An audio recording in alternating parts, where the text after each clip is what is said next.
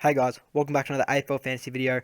Round 5 is over, and in today's video we'll be going through my team, seeing how I went, looking forward to some trade discussion ahead of round 6, and looking at the new DPPs that have been announced, and I'll also be answering some of the questions sent in on Twitter. So guys, as you can see there's only 2 days and 7 minutes until the round 6 starts, so you've only got a couple days to get your trades locked in. There will be another double partial lockout with the Wednesday and Thursday night matches this weekend, so you can use the VC for any of those rounds. Anyway, let's get into my team. Over to round 5. As you can see, I scored 2,229, which puts me inside the top 2K, which I'm really happy about. So I had a round 5 ranking of 1,051, which is the best I've had all year. So yeah, things are looking pretty good for Crispy Crips, and let's get into my backline. So Whitfield, 104, another solid effort from him. Could have been a lot bigger. He was on like 60 something or 70 something at half time, I think even, and he had a really big first quarter, but kind of died out. But still take 104 from him.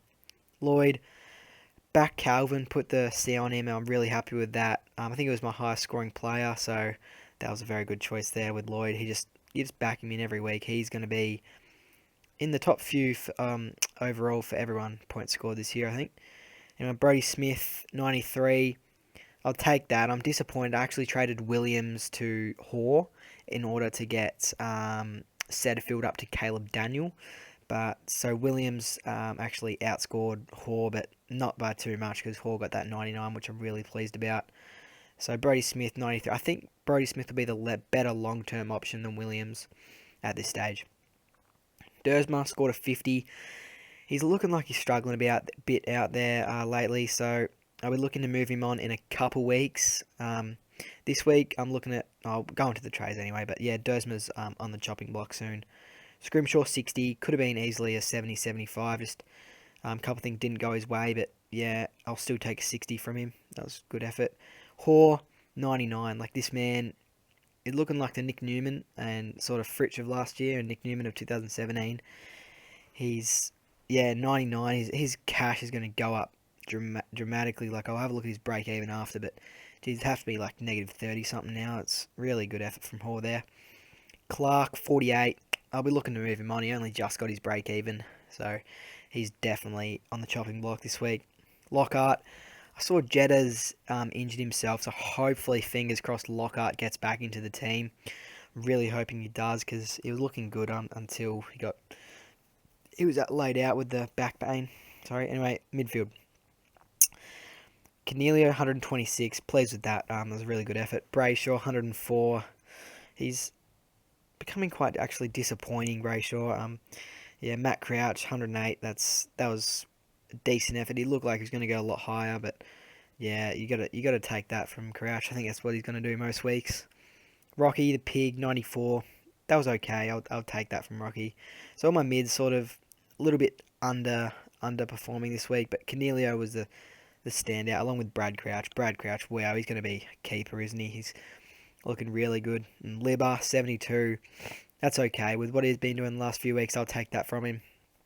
Then Sammy Walsh. God, imagine if he didn't start this bloke. Like, couldn't believe it. Some teams didn't start him anyway. Walsh, 113. There's a case for this man's going to be a keeper. He's averaging, I think, 113 in the last 3 rounds, so unbelievable from him. Really great. I'm up and about this week as well because Carlton got up. I went to the match. It was a great match, and Sammy Walsh kicked that goal on the siren to get us 100 points. Anyway, I'm going on with that. City Stack, 75. That was really good. I'm happy I chose him over Atkins, even though Atkins was still pretty good there. So, yeah, Constable was that out, but I still chucked him on the field just in case he was late in. Grundy and Gawn, a little bit disappointing. Really disappointed with Grundy. Something about him, I think, like, he doesn't like when you put the VC on him, but if you chuck a C on him, then he goes 150. So, look, oh well, it is what it is. Hopefully he bounces back next week. I think he has the Bombers off the top of my... Oh, yeah, obviously, Anzac Day. Dumb. Anyway, Gawn, 97. That's okay, I guess. Flynnan's fought. I'm kind of annoyed I didn't really start Riley O'Brien or had him on the bench there. A couple of weeks ago, I could have gone Flynn or Fort up to Riley O'Brien. Instead, I went Burgess to Petrocelli. So Petrocelli's done really well on my bench there, which I'm a bit mad about, but it's okay. Dangerfield 104. Everyone has him, so that's alright. Apart from the number 3 bloke now. He was number 1 last week. He had him, didn't have Dangerfield, and then he dropped back to number 3 this week. So interesting strategy from him not starting Danger, but looks like it's paying off for him. Anyway, Tim Kelly, 121. He's a beast, Tim Kelly. If you don't have him, really should be trying to get him. Caleb Daniel, I got him last week. Yeah, he's got defender status, which is looking really good. So hopefully I can just swing him back. But he did a little bit concerned. He didn't really have many marks or tackles. He kind of just, I'll back him in to get 30 touches every week, but it's just the fact that he kind of needs that to score well. Warple 101. He looked really, really good. He was a bit like Matt Crouch. Him and Matt Crouch didn't get much game time, which I'm not too sure why that was, but yeah, a little bit concerning that they both didn't get much game time. Anyway, that when Warple and Crouch came on, they destroyed it. So yeah, really pleased with Warple. Drew and Myers. I'm really happy with Drew. He looked last week like he was a bit of a worry, only scoring that 50 for the last couple of weeks, but yeah, bounced back with a 78, so I'm happy with that. Keep his cash sort of creeping up. And then Myers, 82. Look, he was on 76 at three-quarter time, and I thought, geez, on track for a ton here. But yeah, whips out an 82. Like, you got to look at the game as a whole, not just each quarter. Like, so you definitely take 82 any day of the week. Parker with the 47 on the bench. I'll look to move him on soon. And Petrocelli, like, he's just obviously his break even's now going to go back probably into the negatives, I'm assuming. Anyway, so now I'm just going to get into some of the DPPs because there's a few fantasy relevant relevant people that have gained a new DPP status. Just quickly here, I've got the round 6 lockouts up. So the partial lockout number 1 will be on that Wednesday night, so 7:30. So make sure all your Tigers and D's players are locked in. So that's the likes of Marty Hoare, Dustin Martin, talk about him in a sec, Gawn, Brayshaw, all those players, so they'll be locked in. And then another partial lockout will be on the Thursday with the Dons and the Pies, so that'll be at 3:20, and that'll be, so players like Merritt, Grundy, there's a lot in that game anyway, and then the full lockout will be on the Friday night, so make sure, so you get 2 cracks at the VC again this week, so there's a fair few options there. Anyway, let's get into the DPPs here. I did notice, by the way, that Ebert is he did get forward status, but they just didn't include it on this photo here. Anyway, so defender status, the relevant names there are Sydney Stack gains defender status. I'm really happy about that because I'll be able to swing him back, and I'll talk about that in my trade talk. And then Caleb Daniel gains defender status. That's why I got him last week, so I can sort of just a bit of flexibility swinging him back, and I can really get my premiums at the right weeks. So, for example, Laird's going to bottom out soon, and I want to get him in, so then I can keep Daniel in my forward line. But then when I want to get someone like Dusty Martin, who maybe bottoms out, I can swap Daniel into my backline and then get in a forward there. Anyway, I'll talk about that more in depth when I get to the trade talk. Midfielders, Whitfield, Boak, Billings, Powell, doesn't really mean much. It just gives you a bit of flexibility, I guess, but it's not really crucial to have mid status. Marshall there's got ruck status. It's handy for a few people. And then forwards, you got Gibbons, you got Zach Clark, Gary Ablett there. Gary Ablett could be an interesting one. I'll probably choose Dusty Martin or Ebert over him, but yeah, Ablett looks like a good option maybe later in the year. But just be wary with Ablett because he might get rested later. So yeah, Tom Atkins gets forward status. I'm happy about that.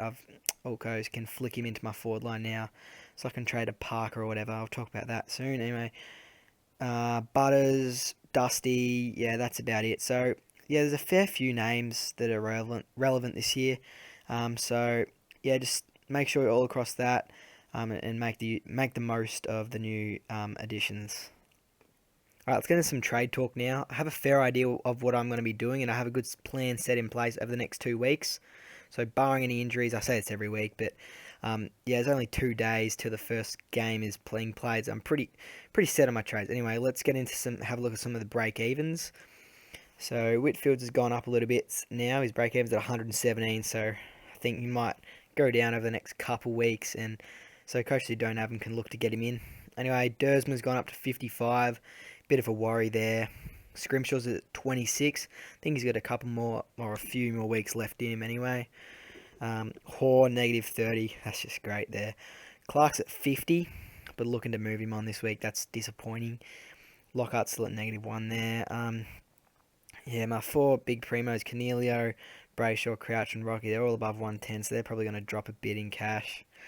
Libber and Brad Crouch break even are still low, but they are getting up now. Walsh is still at 20. Oh, gosh. He's already gone up 282,000. Stacks at negative 3 and Atkins is at 10. That's really good that those two are making money for me. Let's get it down here. Drew's at 35. Myers at 11. Myers I'll definitely hold for a few more weeks, and Drew probably looking to move on soonish. But Parker's at 48. That's the one that's really concerning. And Petrocelli's is now negative again. Really happy about. Anyway, so the couple the trades that I'll be doing at this stage are Parker and Clark, both out. But then I'll be swapping Sydney Stack into my backline for Clark, and then I'll be swapping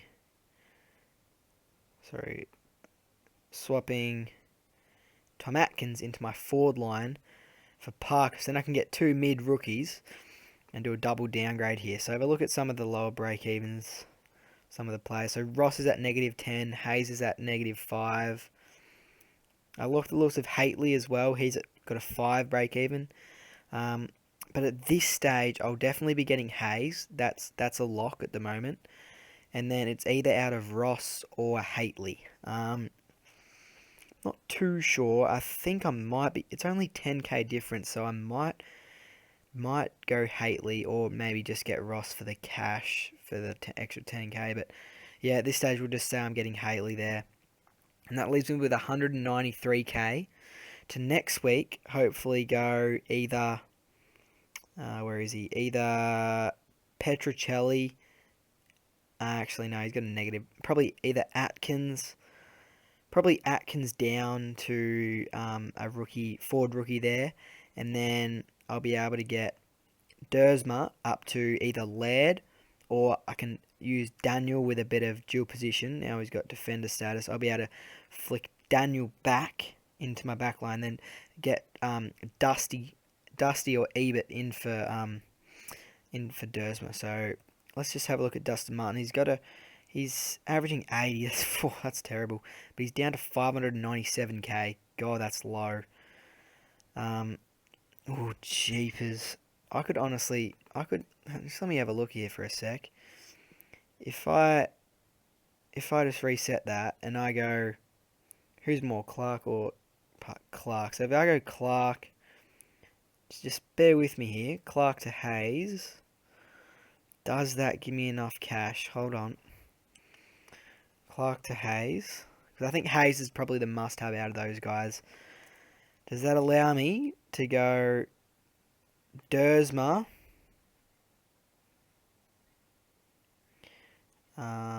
Swap Dersma with Daniel. So it'll allow me to get Dusty.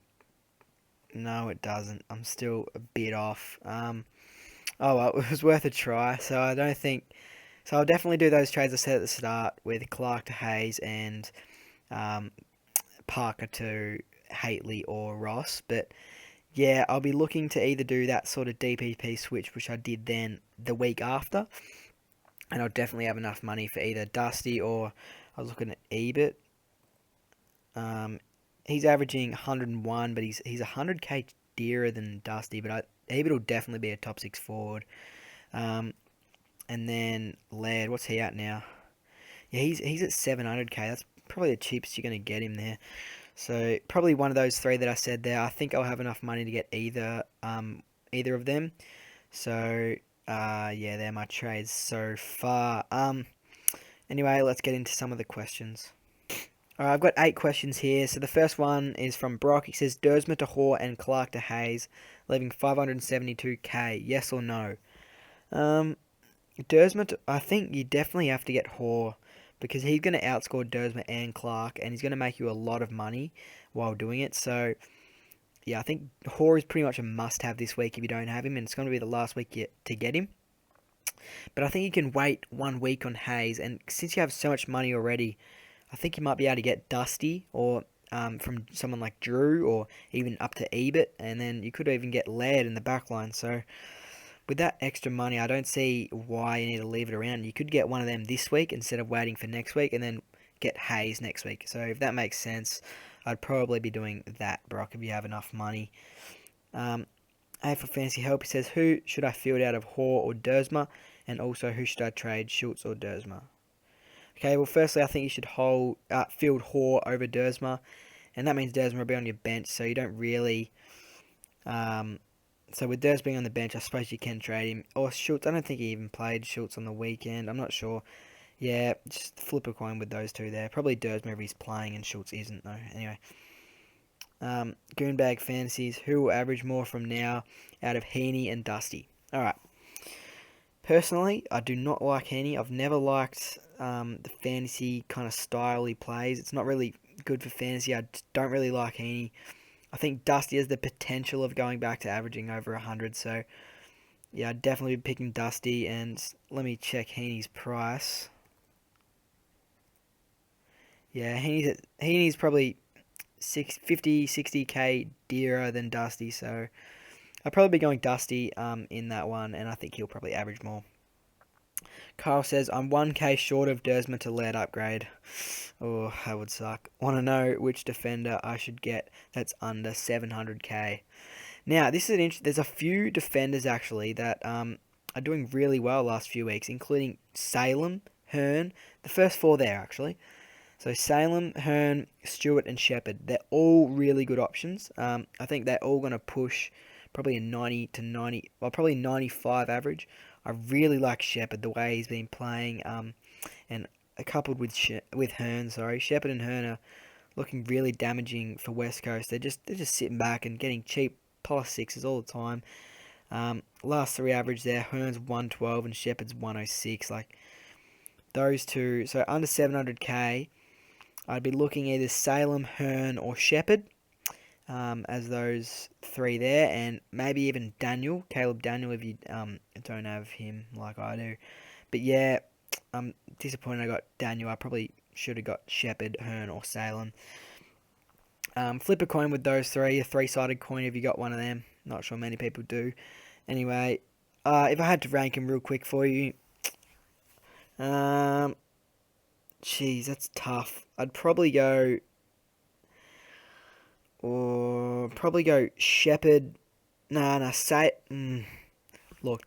this is a really, really difficult question.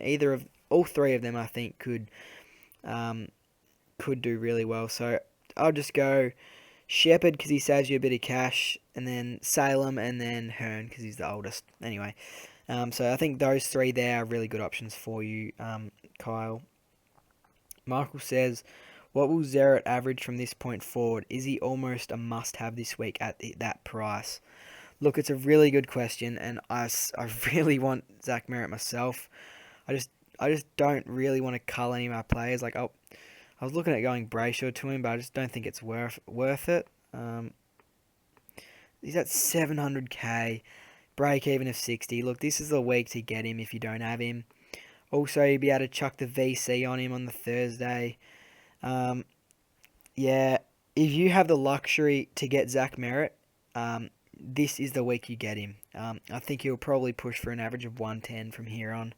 So yeah, Zach Merritt, get him if you can. Matty says, field Myers or Drew, field Scrim or Stack. That's a real difficult one. I'm probably have to do this same with Scrim or Stack at the moment. I'm not sure with those two, but actually no, mine's Durs or Stack actually, not Scrim. So anyway, Myers or Drew. I'd probably go Drew. I think Myers' work rate is unbelievable, but his role isn't as good as Drew's, so I'd have to back in Drew. He's just safer, because I'm really worried that Myers is going to pull out a 40 or 50 soon. And then I'd probably go Scrim over Stack there. Scrim's been really good last few rounds. Stack has a good role as well, but he has got the potential to go 40s, where I think Scrim's low is probably 55, 60. So I'd be going Drew and Scrimshaw on those two. Will O'Brien says Caleb Daniel, an option now because of DPP. Well, yeah, that's why I got him last week, because it just gives you that real flexibility to swing him forward and back. So, as I was going to say before, so I can swing Daniel back. So say this is the week you need Dusty, for example. Then I can swing Daniel into my back line and get in Dusty. And then I think, oh, I really need Laird, but I want to trade Drew to get Laird. Then I go Daniel into my forward line, and then bang, I've got Laird. So it just gives you that real flexibility, which is really good in fantasy. So yeah, he says, and Duds on Field says, was an option before DPP, has a great role, must get. I don't think he's a must-have, but yeah, he's a good option. Matthew says, get Hayes and Ross, or Ross and Haitley. I'm thinking Haitley and Ross as have to field one, then get Hayes for Wagner next week. Yeah, I think you can wait one more week on Hayes, but I'm just going to get it personally for the cash, because they're both.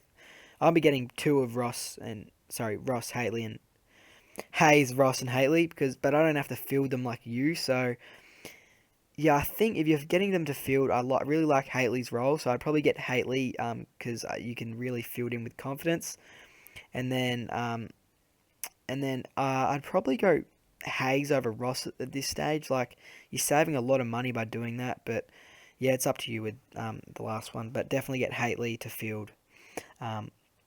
Yeah, then Hayes for Wagner next week. Actually, yeah, get Haitley and Ross, because then you can get Hayes next week. So thanks guys for all those questions sent in on Twitter. Yeah, so head over to. Hold on, let me just do this trade real quick. So it was Parker out, chuck Atkins into my forward line, like that, and I'm probably going to go Haitley, because it's only 10k difference from Ross, and I think that Haitley will probably average a bit more from here on. But I might get Ross, so I'm still up with that. Anyway, confirm that. Have a look at my team heading into round 6. So at this stage, I'll probably have the VC on either Grundy, Brayshaw, Gawn. There's a few options. I'm not sure at this stage. I'll just leave it on Grundy for now. Yeah, so I'll probably be fielding Stack over Dersma, maybe. I'm not sure about that yet, but yeah, so this is my team heading into round 6. Make sure you like the video, subscribe for more, and let me know how you went in the comments down below. Look, I'm hoping to get into that top 1k this week, and good luck to all of you. See you next week.